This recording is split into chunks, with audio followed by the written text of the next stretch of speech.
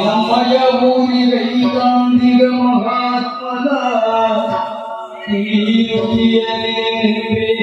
ಪೂರ್ವದ ಪುಣ್ಯವಿದು ನಮಗೆ ಚಾರುವಾಗ ನಿಮ್ಮನು ಭೂಮಿ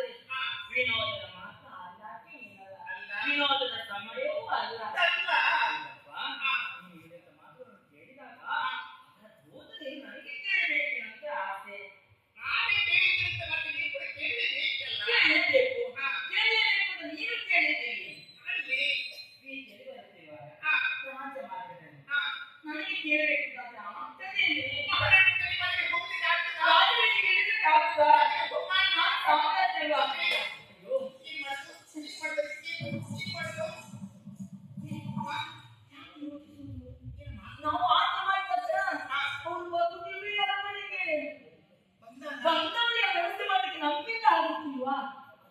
ಬಂದಾಳಿನ ಪ್ರಶ್ನೆಯ ವಿನಯದಿಂದ ಕಲಿಬೇಕು. ಅವರ ಮನ ಉಳಿಸುವಂತ ಪ್ರಯತ್ನವನ್ನು ನಾವು ಮಾಡಬೇಕು. ಖಂಡಿತವಾಗಿ ಬಂದಾಗ ಅವರು ಯಾರೂ ಆಗಲಿಕ್ಕಿಲ್ಲ.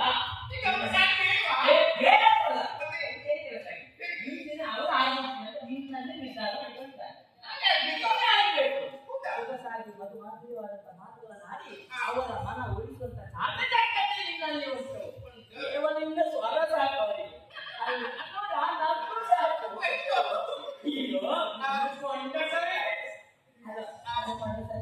ಅತಿ ಶೀಘ್ರವಾಗಿ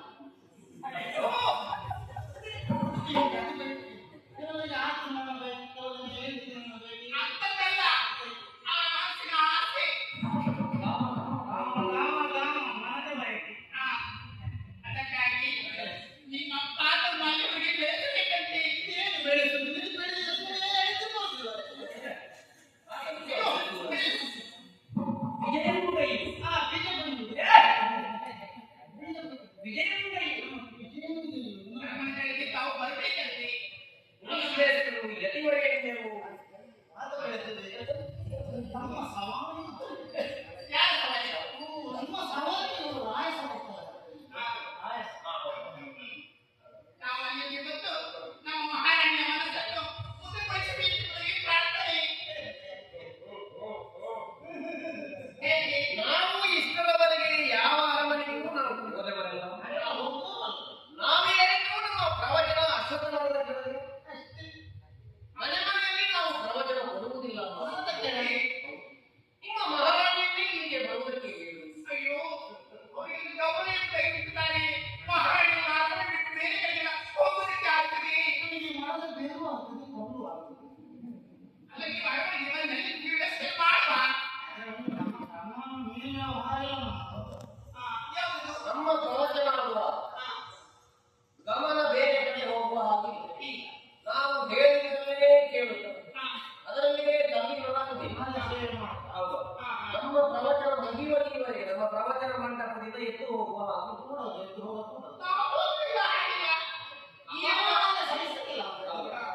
ಈ ಎಲ್ಲ ಷರತ್ತುಬದ್ಧ ನಿಬಂಧನೆಗಳಿಗೆ ನೀವೆಲ್ಲ ಬದ್ಧರಾದರೆ ಬರುವುದಕ್ಕೆ ಪರಿಶೀಲಿಸಿಕೊಳ್ಳಬಾರದು.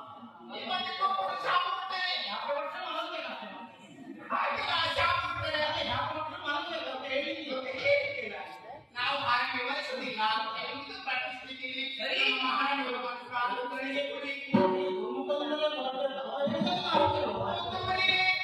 ಅಷ್ಟು ಅಷ್ಟು ಅಪ್ಪ ಸಂತೋಷವಾಯಿತು. ಮಾತಾಡುವವರು ಇದೆಲ್ಲ ಹಾಗೆಲ್ಲ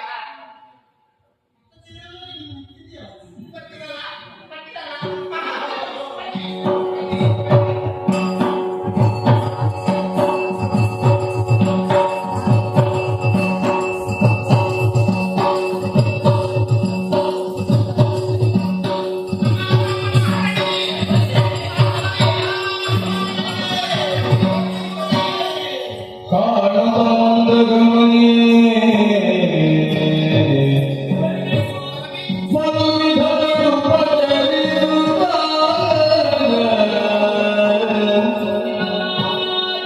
ಅಲಧ ಮಹಿಮ ಮದಾತ್ಮನೆಂಬುದ ತಿಳಿದೇ ತಮ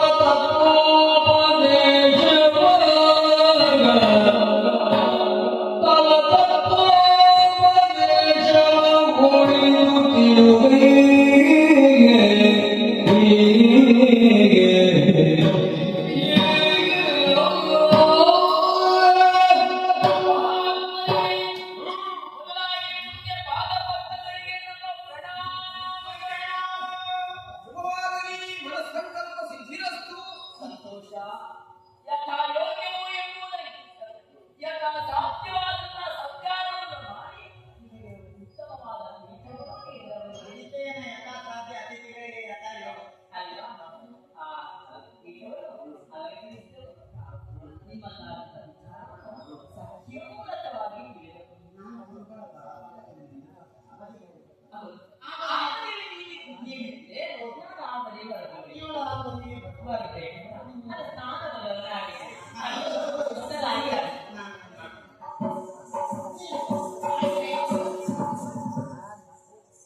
ಮಹಾತ್ಮರೇ ಸಂಜ್ಞಾನದಿಂದ ನಿಮ್ಮ ವಚನವನ್ನು ಕೇಳಿದಾಗ ಮನಸ್ಸಿಗೆ ಅಮಿತವಾದ ಆನಂದವನ್ನು ನಿಮ್ಮನ್ನು ಅರಮನೆಗೆ ಬರಮಾಡಿಸಿಕೊಂಡ ತಾರಾಮಣಿ ನಾನೇಂದರೆ ಈ ಯಾವುದೇ ರೀತಿಯಾದ ಸಂಕೋಚವಿಲ್ಲ. ಹಾಗೂ ಬದುಕಿನ ಧರ್ಮಬೋಧನೆಯನ್ನು ಮಾಡಬೇಕೆಂಬುದಾಗಿ ನಾವು ಬೇಡಿಕೊಳ್ಳುತ್ತಾ ಇದ್ದೇವೆ. ಯಾರೆಲ್ಲ ಇದ್ದೀರಿ ನೀವು? ನಾವು ಇನ್ನೊಂದು ನಿನ್ನ ಗಂಡ ವಿಜಯಕ್ಕಾಗಿ ಹೋಗಿದ್ದಾರೆ. ಮನೆಯಲ್ಲಿ ಇದರ ಪ್ರವಚನ ನೀವು ಮಾತಾಡ್ತೇವೆ. ಅವರಿಗೆ ಗಂಡ ಬೇರೆ ಗಂಡ ಬೇಕಂತದೆ. ಅಂದ್ರೆ ಆ ಪ್ರವಚನ ಕೇಳುವುದಕ್ಕೆ ಅವರಿಗೆ ಸಾವಿರ ತಲೆಯಲ್ಲಿ ಇರ್ತದೆ. ಮತ್ತೆ ನಾವು ಕೇಳಿದ್ದನ್ನೆಲ್ಲ ಅವರು ಅರ್ಥ ಮಾಡಿಕೊಳ್ಳುವುದಕ್ಕೆ ತುಂಬಾ ಕಷ್ಟ ಆಗ್ತದೆ. ಮೊದಲು ಪ್ರವಚನ ಮಾಡದೇ ಇಲ್ಲ. ಸಿದ್ಧ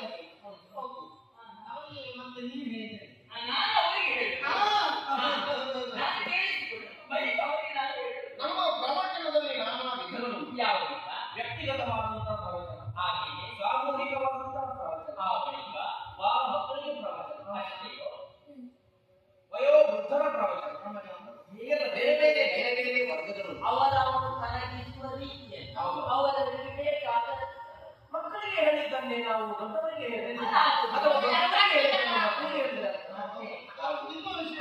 ಸಣ್ಣವರಿಗೆ ಕೊಟ್ಟದ್ದನ್ನು ದೊಡ್ಡವರಿಗೆ ಕೊಡಬೇಕು. ದೊಡ್ಡವರಿಗೆ ಕೊಟ್ಟದ್ದನ್ನು ದೊಡ್ಡವರಿಗೆ ಕೊಡಬೇಕು. ಪ್ರೌಢರಿಗೆ ಪ್ರೌಢ ಮಾತಾಡ್ತೀವಿ. ಸಣ್ಣ ಮಕ್ಕಳಿಗೆ ಜೀವನ ಶಕ್ತಿ ಕಡಿಮೆ. ಕಡಿ. ಅದಕ್ಕೆ ಬೇಕಾದನ್ನು ಕೊಡು. ಹಾಗಾಗಿ ಅವರವರಿಗೆ ಎಷ್ಟು ಬೇಕು ಅಷ್ಟೆಲ್ಲವೂ ಕೊಡು. ಒಳಿತ ಧಾರಾವಣಿ ಮಹಾತ್ಮರೇ, ಸಖಿ ಪುಣ್ಯೆ ಬಾಲೆ ಏನು?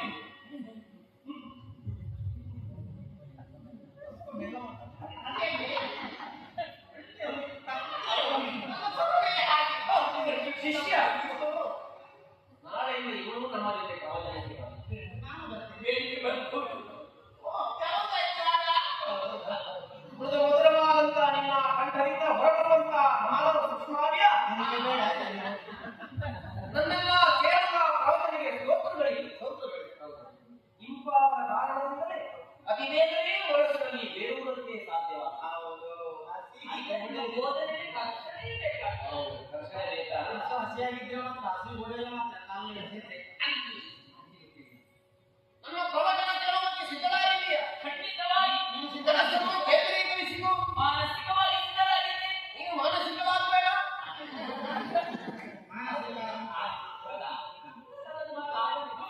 ಮಾನಸಿಕವಾಗಿ ಆಳವಾದ ಮನಸ್ಸನ್ನು ಕೇಂದ್ರೀಕರಿಸಿಕೊ. ನಿನ್ನ ದೃಷ್ಟಿಯನ್ನು ನಾಶಕ್ಕೆ ಕೊಟ್ಟು ಮಾನಸಿಕವಾಗಿ ಮಾನಸಿಕದ ಪುಟ್ಟ ಬುದ್ಧಿ ಅಲ್ಲಿ ಕೇಳಿ ಗಮನ ಬೇರೆ ಕಡೆ ಹೋಗಬಹುದು. ಏಕಾಗ್ರ ಚಿತ್ತದಿಂದ ನಾವಾಡುವಂತ ಮೃದು ಮಧುರ ವಚನಗಳನ್ನು ಕೇಳುವಂತವ. ಈ ಪ್ರಪಂಚದಲ್ಲಿರುವಂತಹ ಜೀವನವೇ ಬಾಗಿಲವು. ಈ ಜೀವನದಲ್ಲಿ ನಾವು ಅನುಭವಿಸಬೇಕಾದಂತಹ ಸುಖಗಳು ಅನೇಕಗಳು. ಈ ಜೀವನವೆಂಬುದೇ ಒಂದು ರಸಭಾಗ. ರಸಾಯನಿಕ ಈ ಜೀವನವೇ ಒಂದು ರಸಭಾಗ. ನೀವೆಲ್ಲ ಯಾವುದನ್ನೆಲ್ಲ ಸುಖ ಅಂತ ಭಾವಿಸಿದ್ದೀರಿ ಅದೆಲ್ಲ ಸುಖಗಳಲ್ಲ. ಈ ಜೀವನದಲ್ಲಿ ನಾವು ಅನುಭವಿಸಬೇಕಾದಂತ ಸುಖ ಬಟ್ಟೆ ತುಂಬ ಊಟ ಮಾಡಿ ಭೋಜನ ಭೋಜನ ಸುಖ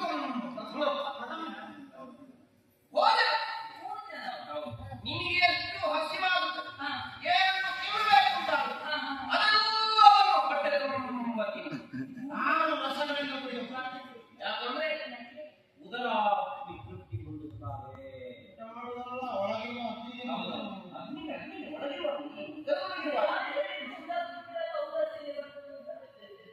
ಊಟದ ತಲೆ ಗೊತ್ತಿಲ್ಲದು.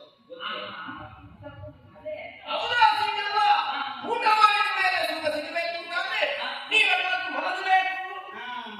ಶಯನ ಶಯನ ಶಯನ ಊಟ ಮಾಡಿದ ಭೋಜನ ಮತ್ತೆ ಯಾವ ಆರೋಗ್ಯಕ್ಕೂ ತೊಂದರೆ ಆಗುವುದಿಲ್ಲ. ನೀವು ಹೊಟ್ಟೆ ತುಂಬ ಊಟ ಮಾಡಿದಾಗ ಕಣ್ಣು ಮುಚ್ಚಿ ಭಾಗ್ಯ ಪ್ರಪಂಚವನ್ನು ಮರೆತು ಹೊಟ್ಟೆಯೊಳಗಿರುವಂತ ನೀವು ಸೇವಿಸಿದಂತ ಆಹಾರದ ಜೀರ್ಣ ಪ್ರಕ್ರಿಯೆ ಉಳ್ಳುವುದಕ್ಕೆ ನಿಮಗೆ ಸುಖವಾದ ನಿದ್ರೆ ಸಹಾಯ ಮಾಡ್ತದೆ. ವಿಶ್ರಾಂತಿ ಇಲ್ಲದಿದ್ರೆ ಹೌದು.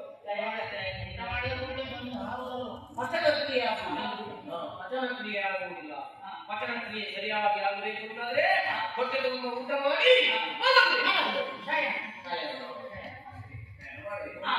ಶಯನ ಶಯನ ಶಯನದಿಂದ ಎದ್ದ ತಕ್ಷಣ ಕುಡಿ.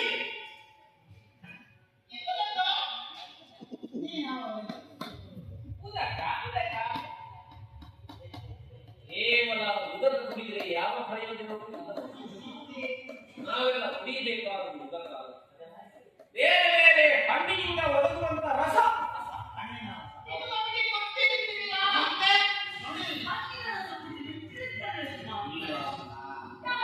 ದ್ರಾಕ್ಷಿ ರಸ, ಖರ್ಜೂರದ ರಸ, ಹಲಸಕಾರದ ರಸ, ಒಳ್ಳೆಯ ಗೋಡಂಬಿಯ ಬಗ್ಗೆ.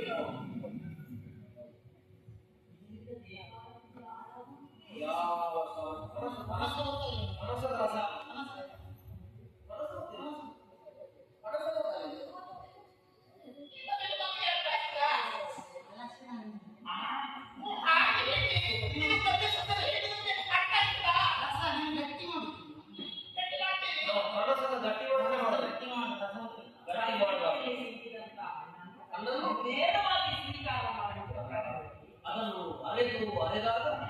ಅದರಲ್ಲಿರುವಂತಹ ತತ್ವಗಳೆಲ್ಲ ರಸವಾಗಿ ಪರಿವರ್ತನೆಯನ್ನು ಹೊಂದಿ ನಮ್ಮ ದೇಹದಲ್ಲಿರುವಂತಹ ರಕ್ತಕ್ಕೆ ಅದು ಸೇರ್ಪಡೆಗೊಂಡು ಮನೋಕಾಲಗಳೆಲ್ಲ ಪ್ರಚೋದನೆಗೊಂಡು ನಾವು ಅನುಭವಿಸಬೇಕಾದಂತಹ ಸುಖವನ್ನು ಕೊಡುವುದಕ್ಕೆ ಸಾಧ್ಯವಾಗುತ್ತದೆ. ಸಂಸ್ಕೃತಿ ಹೌದು. ನಾವು ಅದು ವಿಪರೀತ ಮಾಡಿದ್ದೇವೆ ಅಲ್ಲ. ಯಾವ ಕಾಲಕ್ಕೂ ಅದು ಸಂಸ್ಕರಿಸುವ ವಿಧಾನವೇ ಸಂಸ್ಕೃತಿ. ನಮ್ಮ ದೇಹ, ನಮ್ಮ ಮನಸ್ಸು ಇದನ್ನು ಮುಂದಾಗಬೇಕು. ತಾನು ಮನ ಬೆರೆತಾಗ ಸುಖವೇ ಹೊಂದುವುದಕ್ಕಾಗುತ್ತದೆ. ಹೊಸ ಲೇಖನದ ಅನುಭವ. ಇದು ನಿತ್ಯವೂ ಚೈತನ್ಯ ರಸಾಯನ ಅಂತ ಚೈತನ್ಯ ರಸಾಯನ. ಹೌದು. ಇದು ತರುವಿನೊಳಗೆ ಹೋದಾಗ ಅದಕ್ಕೆ ಮನ ಪ್ರತಿಕ್ರಿಯಿಸುತ್ತದೆ.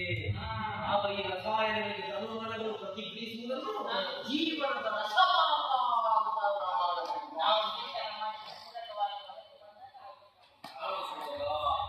ಹಾಗಾಗಿ ಯಾವ ಯಜಮಾನರಲ್ಲಿ ನಿಮ್ಮನ್ನು ನೀವು ತೊಡಗಿಸಿಕೊಳ್ಳಬೇಕು. ಹೋಮಗಳಿಗೆ ನೀವು ಯಾವುದನ್ನು ಮಾತ್ರ ಇಲ್ಲಿರುವಂತಹ ಈ ಪ್ರಪಂಚ ಸುಖವನ್ನು ಅನುಭವಿಸಿಕೊಳ್ಳುವ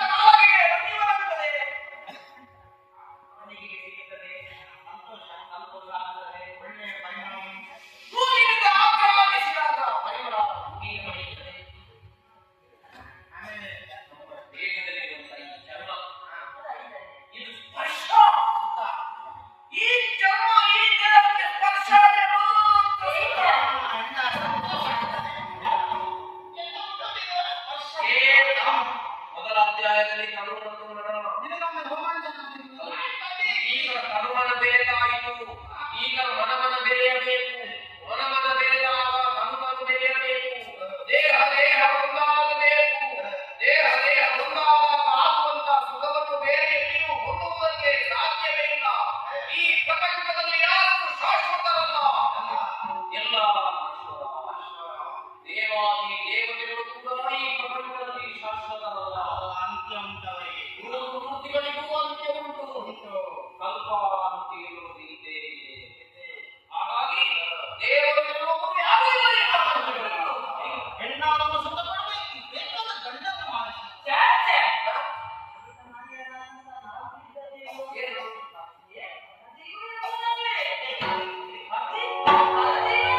ಸತಿಗೆ ಪದೇ ಪದ ದೈವಾದಂ ಮುಗಿದು ಬೆಂಗೇನೋ ಮೈತಿ ಮಾತಿಗೆ ಲಾರಾರಾಗಿ ಕಡದಿದು ಬೆಂಗೇನೋ ಮೈತಿ ಲಾರಾರಾಗಿ ಕಡದಿದು ಇದರಲ್ಲಿ ಬದಿಯುವ ಒಡಗಡೆಯಿರದು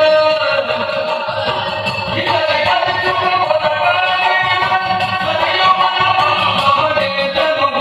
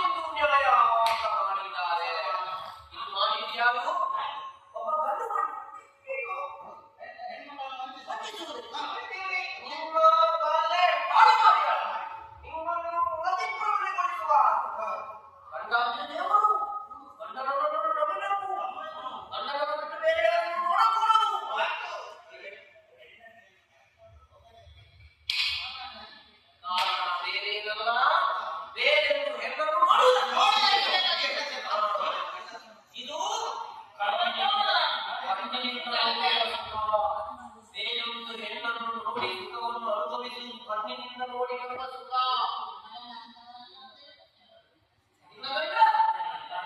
ಇನ್ನ ಗಂಡ ಇರ್ತಾರೆ ಈಗ. ಎಲ್ಲಿ ಹೋಗ್ತಾರೆ? ದೇವರು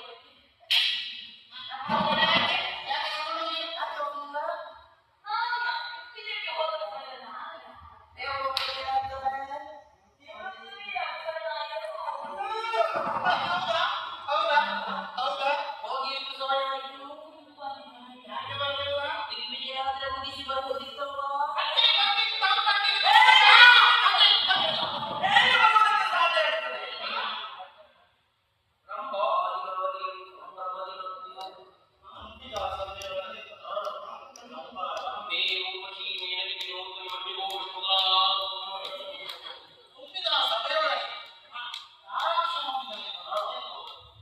ಇವರ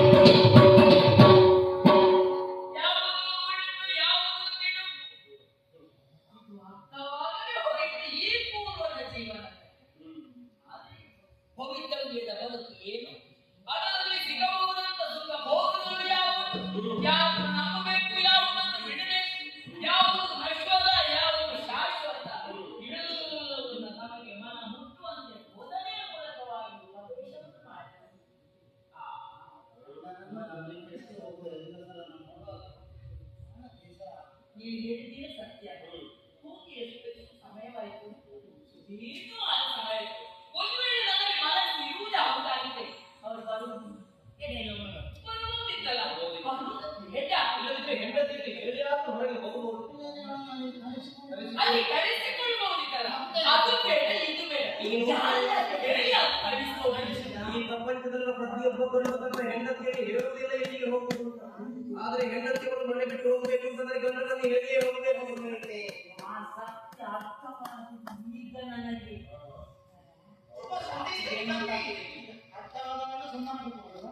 ನಾಚಿಕೆ ಅಂತ ಕೋಟೆಯಲ್ಲಿ ನನ್ನ ಮಾನವನ್ನು ಮೀಸಲು ತೆಗೆದು ಈ ರೀತಿಯಾದ ಕಾರಣಗಳಿಗೆ ಈ ಅಂತಃಪುರದ ನಾಲ್ಕು ಗೋಡೆಗಳ ಮಧ್ಯೆ ನಾವು ಇರುತ್ತ ನಾಡಿಯಲು ಹೋಗುವಂತ ಕಾಲದಲ್ಲಿ ನಿಮಗೆ ಸುಖ ಬೇಕು ಅಂತ ಸಿಗ್ತದ ಸಿಗುವುದಿಲ್ಲ. ನಾಳೆ ಬಗ್ಗೆ ಚಿಂತೆ ಮಾಡುವುದಿಲ್ಲ. ಹಿಂದೆಯೇ ಸುಖವನ್ನು ವಹಿಸುತ್ತಾರೆ. ನೀನು ಕೇಳಬೇಕು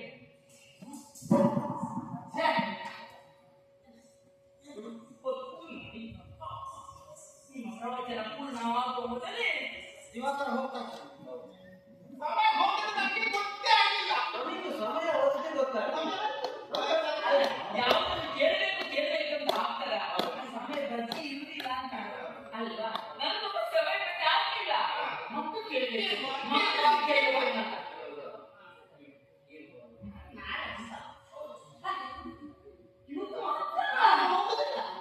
ನಿಮಗೆ ಬೇಕು ಅಂತಾದ್ರೆ ನಾವು ಇಲ್ಲೇ ವಾಸ್ತವ್ಯವನ್ನು ಕೊಡುತ್ತೇವೆ. ಬೇಕು ಹೇಗೂ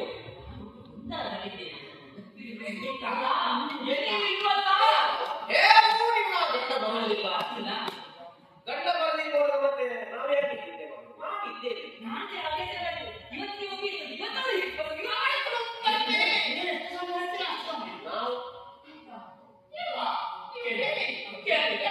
ಹೇಳುವ ಕಿವಿಗಳಿಷ್ಟ ಹೇಳುವ ನಾಲಿಗೆ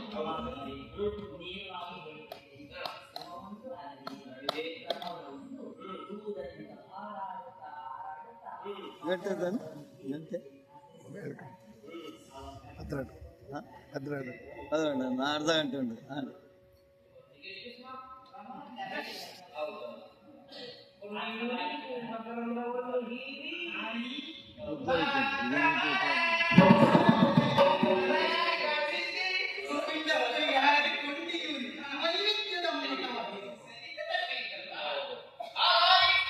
ಇಂದಿಗೆ